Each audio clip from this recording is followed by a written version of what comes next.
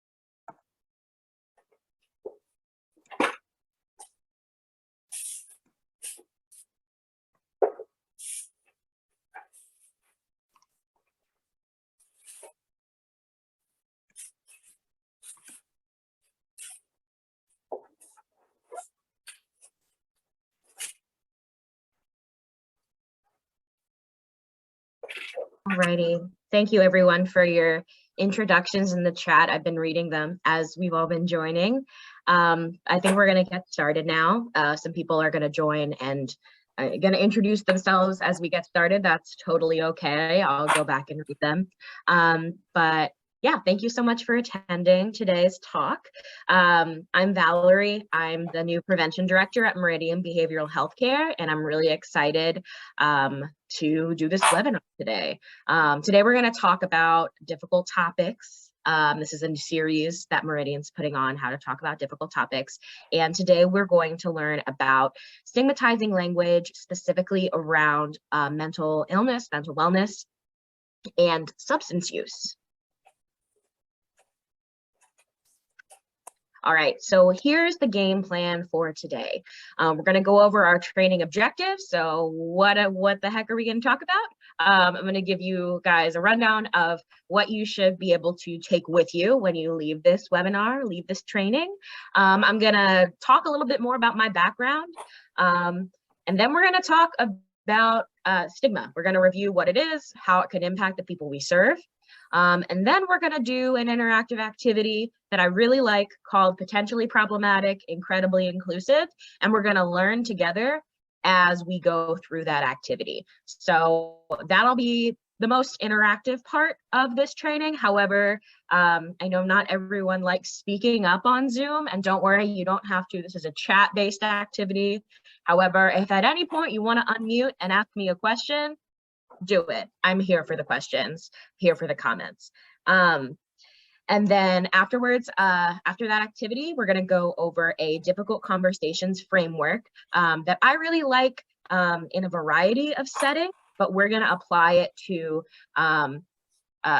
if someone that we work with or someone in our lives says something Hey, stigmatizing, Candace, how do this is we? Alan. I received a call, just randomly came to my office. Mr. Henry Robinson Hi, called, Alan. 352-278-8647. He said he was looking to get a hold of you, so I thought I might pass the message along. Thanks. Bye-bye. All right. Would y'all mind muting yourself if you're not speaking? The language. All good. Oh yeah, because you have an issue with that. Mental health. Yeah.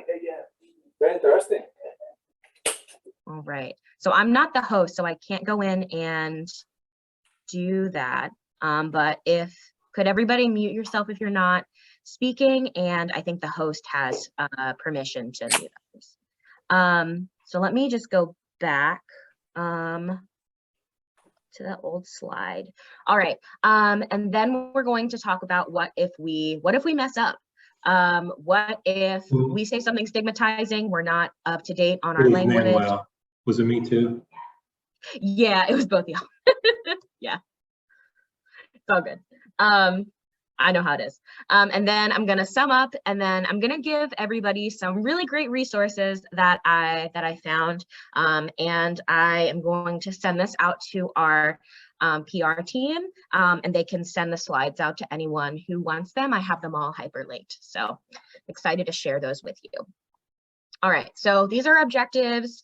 We're going to understand the impact of stigma in the mental health and substance use field. We're going to identify stigmatizing language and their alternatives.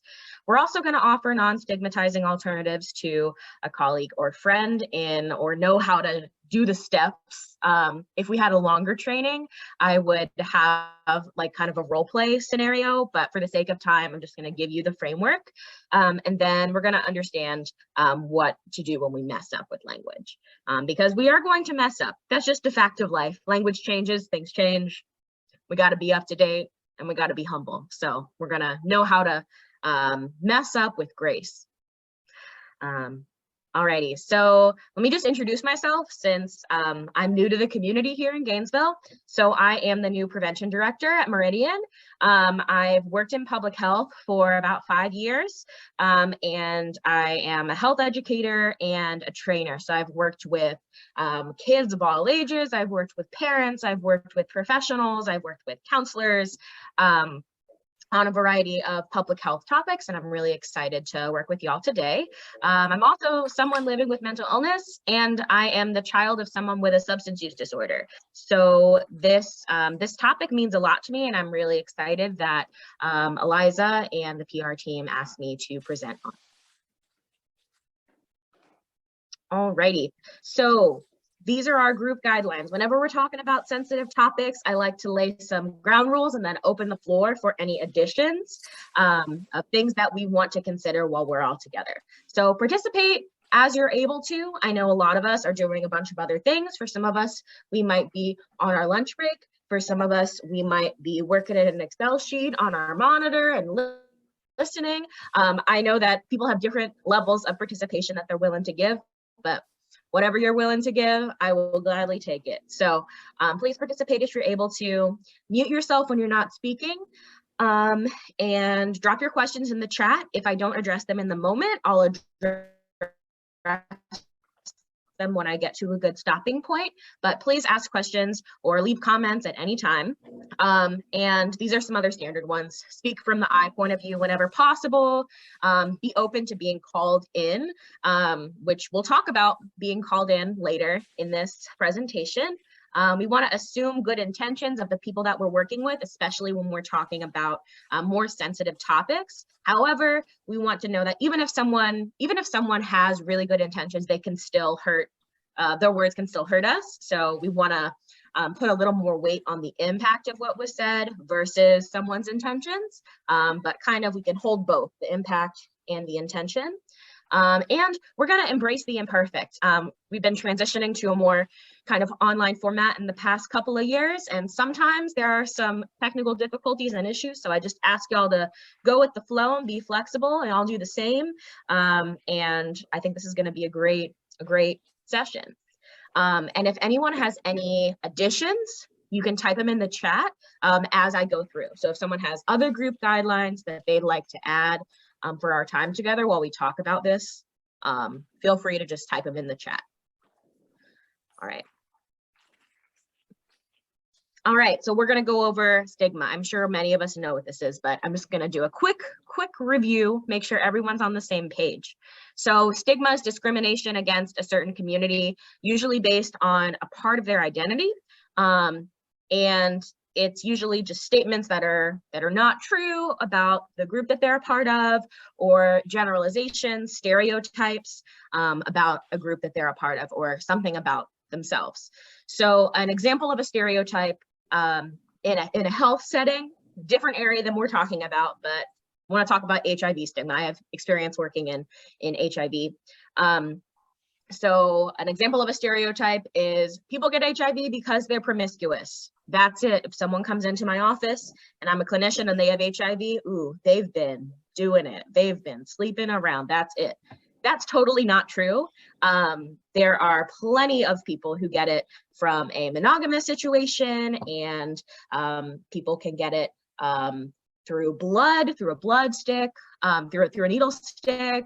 It can even be passed through breast milk when someone's breastfeeding. So that is a totally inaccurate statement. It's a stereotype that's based in like sex negativity and fear. So don't like that statement. That stereotype, that inaccurate statement can lead to HIV stigma because a doctor assumes that someone is HIV positive because they had risky sexual behaviors without actually asking the patient what happened. So that stereotype can turn into stigma, which can harm our patient populations. So I just want to open it up to y'all, to the floor, to give an example of what could an example of stigma look like for people living with mental illness, and what could stigma look like for people living with substance use disorder. And you can either shout it out, unmute yourself, or you can type it in the chat, whatever you're more comfortable with. So one more time, I want to ask, what could stigma look like for people living with mental illness? And what could stigma look like for people living with substance use disorder? So I'll give you some time to think about that one.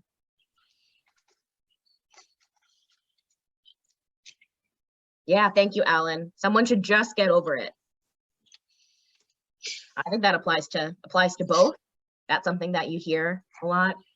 People who have mental illness or people who have substance use disorder are violent or dangerous. Yeah, that's something that you hear a lot, which is, it's a misconception.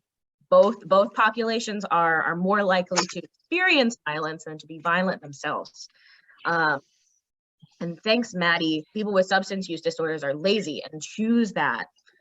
Again, you hear that a lot, but that's totally inaccurate, based in a stereotype and not true. Thanks, Brooke.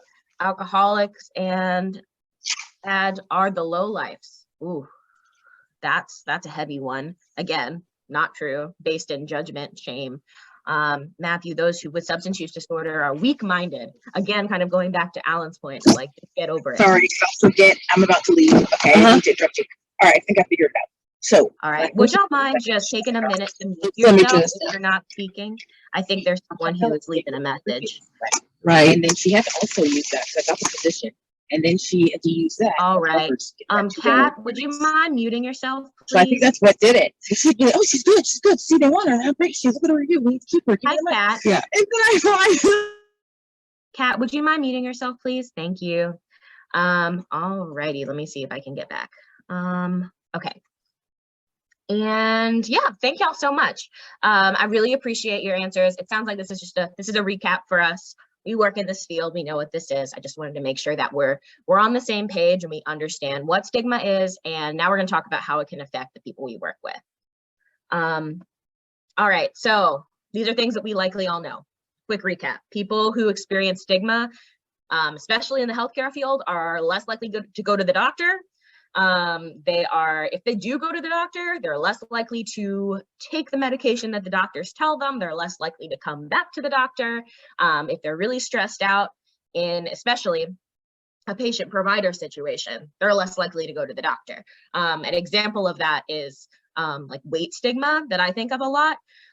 So people fat people are less likely to return to the doctor. They're less likely to want to go because they have to get weighed because it's stressful. They might experience doctors dismissing them or saying, oh, you have to lose weight before you get that surgery, or oh, just lose weight.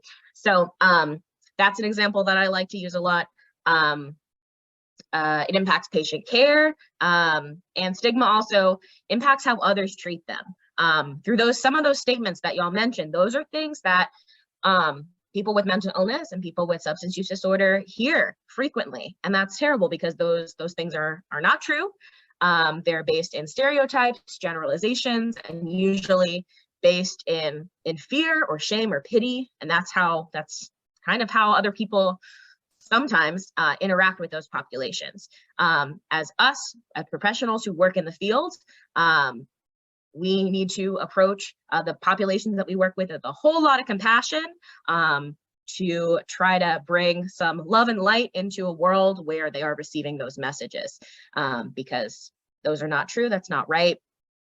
And we want to counteract that with our attitude and how we interact with patients. So let me go ahead and go to the next slide.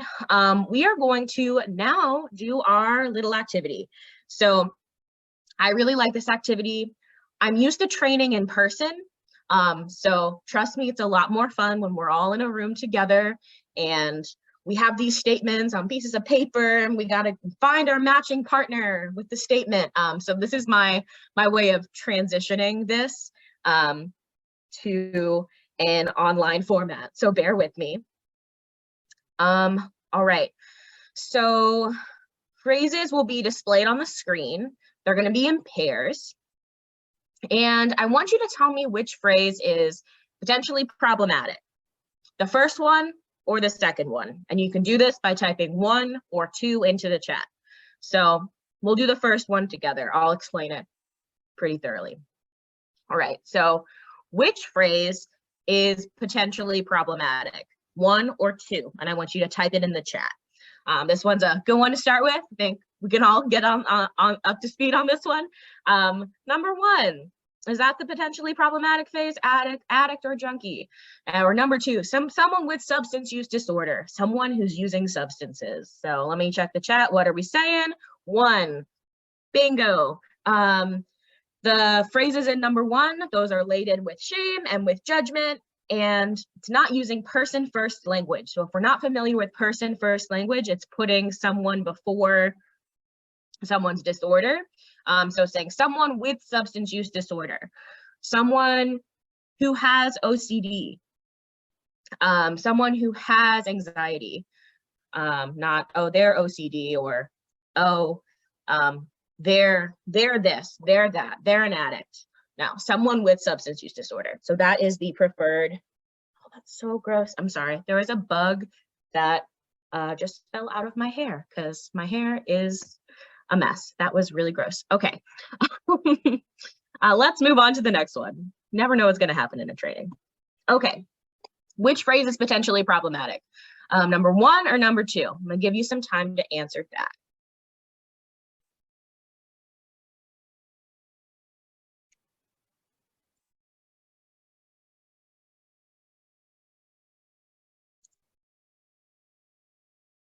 All right, so it looks like we're getting a lot of 1s, and it's the same reasons for this one. These are phrases that are laden in judgment, in fear, not using person first language. However, I do want to mention crazy. I feel like in society we say this word a lot and we don't always understand the impact of it. I'm sure many of us have said, oh, I'm just so crazy today, or oh, I feel so crazy, or oh, my ex, they're crazy. But what does that really mean? And what kind of judgment are we infusing into our language? So that's just something to be mindful of. That's something that I'm honestly still working on because it's such a common phrase. So I sometimes have to catch myself. All right, what about this one? Which phrase is potentially problematic, 1 or 2? 1, maintained recovery. 2, stayed clean.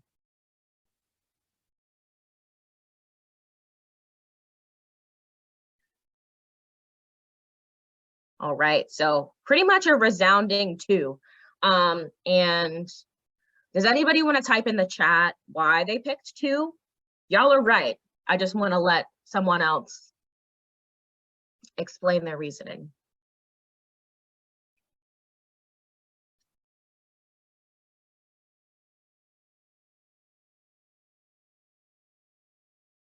And while y'all are doing that, Eliza, I have a countdown clock that's on my Zoom, which I don't understand. So if I jump out, I'm going to jump back in. So just a heads up. Sounds good. Okay. Yeah, Matt, exactly. Clean, maybe a little too polarizing as opposed to dirty. Yes, the comparison of, oh, stayed clean, what's the opposite of that? Dirty, not clean. Yeah, and it's not as trauma informed as maintained recovery. Totally. Yes, that was the idea I was getting behind this one. We want to kind of stay away from, well, we're using this positive word. Well, what's the opposite of that? What are we implying? If someone is not this, are they dirty? All right, let's go to the next one. How about this? Which one is problematic? Number 1, completed suicide, or number 2, a successful suicide attempt?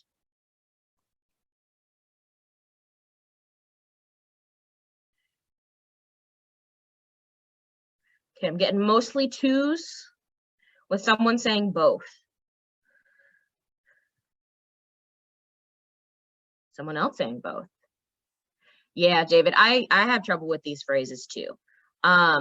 So for y'all who say both, feel free to correct me, and I want to hear what your thoughts are. But where I'm coming from is what I was trying to get out of this slide is using the successful, failed dichotomy, using those 2 words, because successful, that's like a positive word, but it's a negative thing. It's a really sad thing that's happening.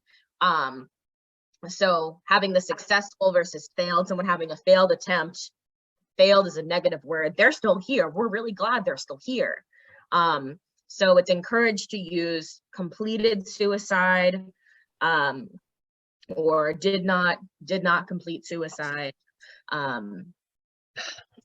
So that's kind of the language that, yeah, successful sounds a little confusing. That's the language that we use when we are doing mental health first aid training, which is something that Meridian does. And that's the guidance that we get from the National Council. But if we're not up to date, I want to hear why some of you said both. Would someone mind sharing? Yes. Yeah, I mean, I know NAMI says never say committed suicide, and they promote completed suicide, but that's like a project that you completed, and something, it's just, I'm really uncomfortable with completed. I say she died by suicide, because die is what happened, death, the big D word that people are so afraid to use.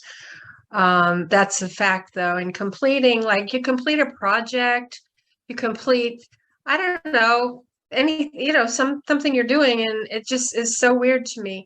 So to me, the word committed, I committed to my marriage, I committed to my children. Commit does not only have to do with crimes or negative things. You commit, and they committed to ending their life. And to me, that's something I could say and acknowledge. But when I say that, people jump all over me and they're like, no, you can't say the word commit. You can't say the word commit. There's nothing wrong with the word commit. Commit means that they actually were dedicated to doing this deed, and they did it. No judgment. Because I think the hard thing about suicide is there's so much judgment around it. There's so much energy put into prevention. And then at this, because I work with grief, at the grief end, oh, well, y'all fend for yourselves, too bad, because something bad happened that should not have happened. And then people are left suffering the stigma of it. So there's just a lot there. Anyway, I'd like to hear what other people think about it. I have some strong opinions. Thank you so much for sharing. I personally prefer the language died by suicide as well. I think it's very plain language. I don't see any kind of emotional, judgmental wording in that. So that's what I prefer. I've definitely heard a lot about the committed conversation. I've heard both sides. Thank you for sharing kind of both sides. You hear different things based on personal preference. I know Matt says, I agree with Shanti, but would personally use different wording, like she passed on by suicide. Maybe you don't like the died word, which is fair. Everyone has different things that they're comfortable with, or something along the lines of that. Would anyone else like to share or engage in this conversation? No pressure if you just want to move on, but I'm here for all of this discussion. It's important.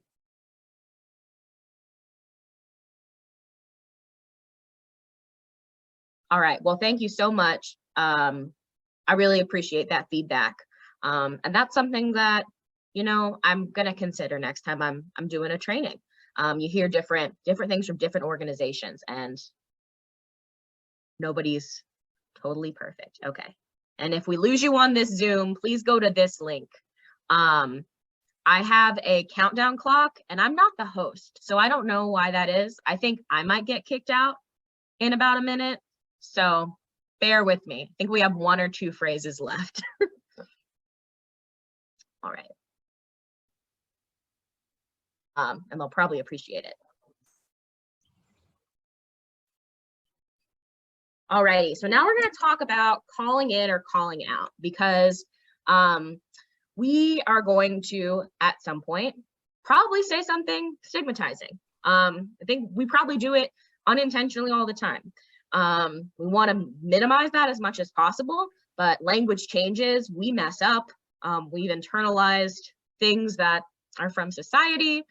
Sometimes I just don't rub 2 brain cells together and I stick my foot in my mouth.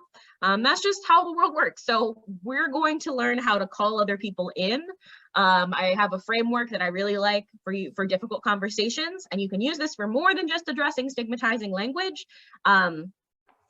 It's really applicable to a lot of social justice work, or like racial justice work as well. So just want to share it with you. I really like this model. But just to review, calling in is when somebody says something prejudiced, insensitive, or harmful. It's when you have a conversation with that person in a small group setting or an individual one-on-one setting. And some things to consider is, are you safe in the situation to have a one-on-one with this person?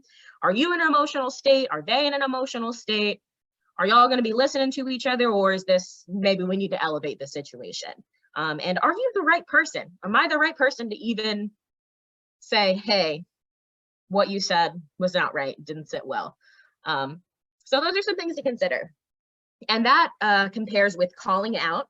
Calling out is a more public confrontation. We usually do that when the call in didn't work and it's like a pattern of insensitive, prejudiced, harmful things that have happened, or it's so severe what happened, it's like an emergency level. There's, you know, an element of danger to it, or a time sensitivity that we need to make this more prominent, a prominent calling out. All right, so we're going to talk about calling in. This is a framework that I really like from my Hu Chan Consulting about how to call in. So it's the BUILD acronym, and it stands for benevolence, understanding, interacting, learning, and delivery. So I like the B and U. You need to approach this with a level of benevolence and understanding. If you're going into this conversation, trying to call someone in one-on-one or small group, saying, hey, what you said didn't sit right. If you're riled up and you can't listen to the other person, or it's not the best timing, it's just like an awkward timing, there's a bunch of people around, it's not the setting that you want, maybe wait a little bit to have that conversation. And I stands for interacting. So this conversation should be a back and forth, should not be a lecture. Some phrases that I like to use when I've had to call in staff members before are, tell me more about this. What did you mean when you said this? So kind of open-ended questions and trying to understand where they're coming from. L stands for learning, where you're going to be saying, hey, you know, I actually learned this at this training today. People in the autism community actually, in general, don't like person-first language. So heads up for next time. You're going to be delivering that information.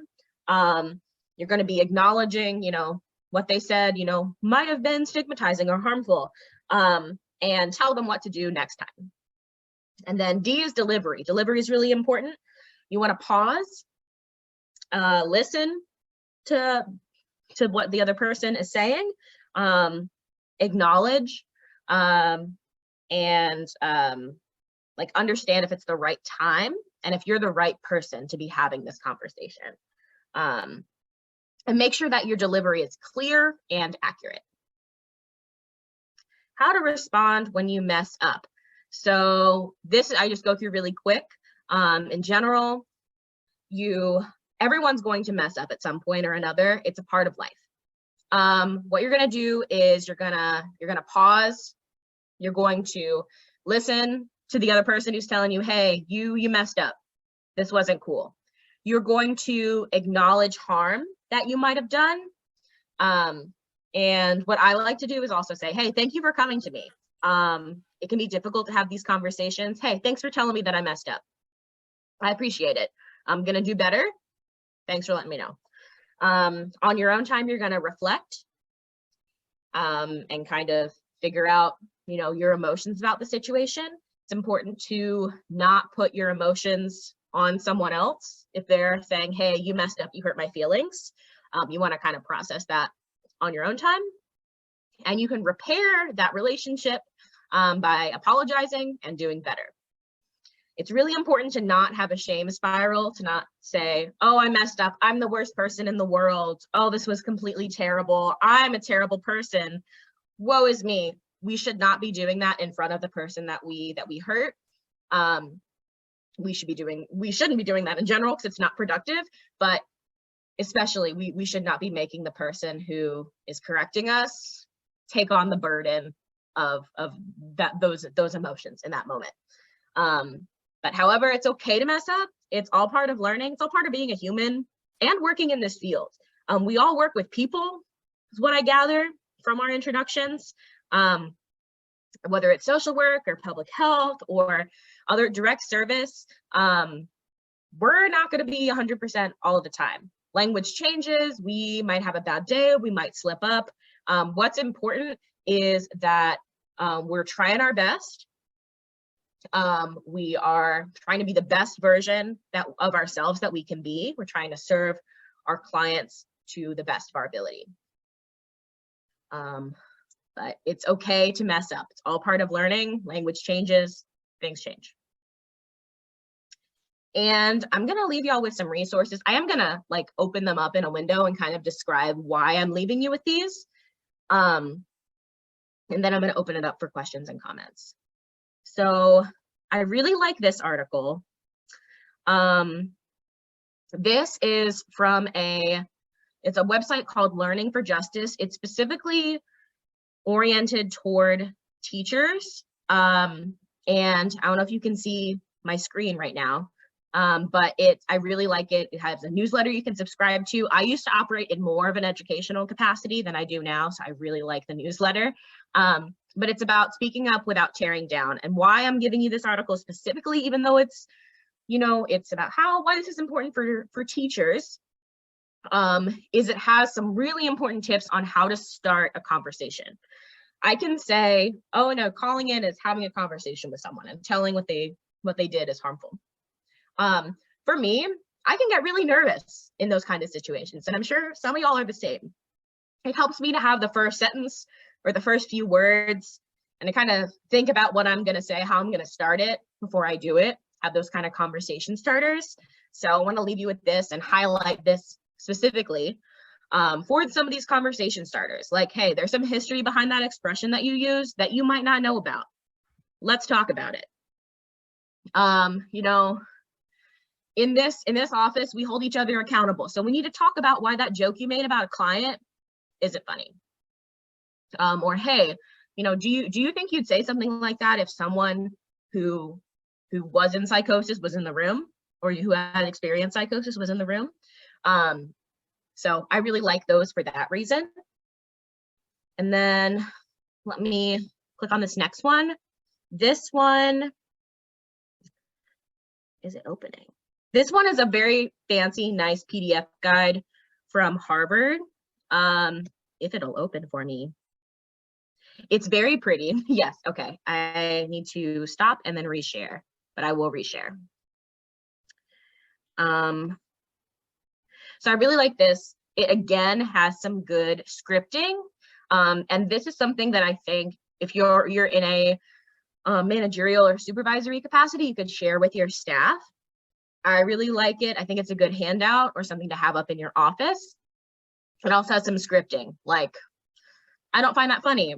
Tell me why that's funny to you. How might someone else see this phrase differently? Is it possible that someone else might misinterpret what you're saying? Like, maybe I get what you're saying, but is everyone else, like, how could someone else perceive this? And then it has some tips about self-care, and then what to do when someone calls me out. So there's that. And then I'll show you what else I'm sharing with you. So I'm also sharing this document from the National Institutes of Health called Words Matter. It's terms to use and avoid when talking about addiction specifically. I really like this resource, you know, love the National Institutes of Health. And then there is a document on a person first language, if it'll load for me, from the Mental Health First Aid website. And if y'all are not familiar with mental health first aid, it is a training that's put on by the National Council for Mental Wellbeing. And it's an 8-hour training that someone does to, it's usually targeted toward people in a non-clinical capacity, because people who are in a clinical capacity likely are already doing this and already know this and are the person that we refer to. But this is for people who are maybe not in a clinical capacity, who need to help get somebody to services. So like me, I'm a public health professional. I'm not a counselor. If I interact with someone who is experiencing suicidality or a panic attack, or whatever, it's my role to get someone to the appropriate services, acknowledge what's going on, listen to them, encourage them, and make sure that they're okay in the moment, and I direct them to assistance. So that's the purpose of this training. And I really like this graphic right here. So I want to share that with you. And I also want to let you know that we do provide this training at Meridian, and for a lot of different groups that we work with, it's at absolutely no cost. So if you're interested in learning more about mental health first aid, you can give me or Maddie, who's also on this call, an email. And we love to work with your organization to provide this training if it's useful or applicable to your staff. Again, like I said, if you're in a more clinical capacity, you might be the people that we are referring to. But yeah, wanted to let y'all know about that. And that's the end of what I have for y'all. It's 12:45. I think we have some time for questions and comments. And then after that, we'll close out. So what questions or comments do we have? That was kind of a good one-on-one training, might have been a review for some of us. But I'll leave it open for questions and comments. But if y'all don't have any, feel free to sign off. Thank y'all for attending.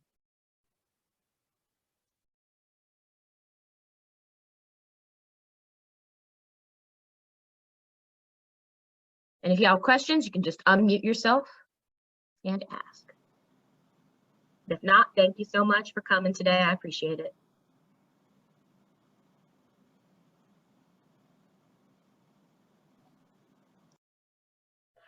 Thank you so much, Valerie. Thanks for having me. Sorry about the hiccups. I don't know what happened, but we made it work. I don't know either. I'm so sorry about that. We have about excellent format. I learned. Oh, I'm so happy that people are enjoying Thanks, it. Karen. All right. Thanks, Sarah. Awesome. Awesome. We have a few more participants. Not sure if they're going to chime in or if they're heading out. It's just Maddie, Alan, and Sarah. So it's the core folks. Okay, awesome. All right. Well, thank you so much. I recorded this portion too, so I'll just combine them I hate how there was a hiccup, but it's okay. You guys did Still a great new to all job, this. and yeah, you did a great job. And even with the hiccup, like you flowed very well right back into it, and that's just so important because it happens, right? Like technology. So Thank and you. I still It's think part everyone of it. learned, and the PowerPoint was really good and clean and very easy to understand. And I like the interactive portion. You did a great job. Thanks, Sarah. I appreciate you. Mhm. Yeah, you never know what to expect in a training, especially an online one. I've kind of just learned to just go with it. Exactly. I know. Exactly, for sure. Yeah. But have a great weekend, everybody. Thanks. Bye, Thank you. Sarah. Bye. Thank you, Valerie. I really enjoyed that. Thank you. Awesome. I appreciate it. Not as much as you enjoyed my mute challenge. I was But- like, Alan. I know. I think I got your whole phone number. That's so funny because I saw Manuel. He was the first. I was scrolling like, who's not muted? And I'm like, oh, it's Manuel. And then I should have kept scrolling. Oh, that's Sarah saved me. She came running down. okay. Yeah. Thank you. I didn't want you to keep that mic on just in case. Yeah, you don't hear me like getting into trouble saying something. Don't share personal patient information Right, over right. Zoom. It's funny. Yeah. All right. Thanks a Bye, lot. guys. Thanks, y'all. Bye bye. Bye.